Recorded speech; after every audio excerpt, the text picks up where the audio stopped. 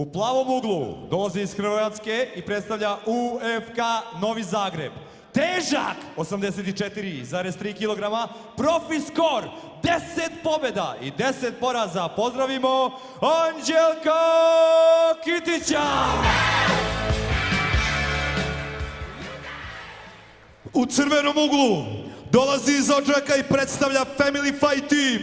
Težak 84,1 kg. Profi skor, 3 pobjede bez poraza. Pozdravimo Milana Filu Filipovića!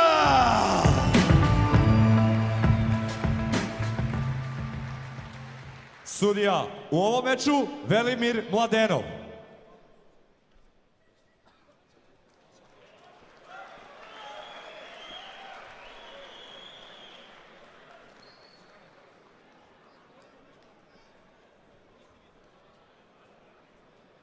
Momci, znate pravila, nema udaraca 12-6 laktova, nema udaraca u potiljak i duž kičme. Svaka opomena, posle toga idemo minus poen.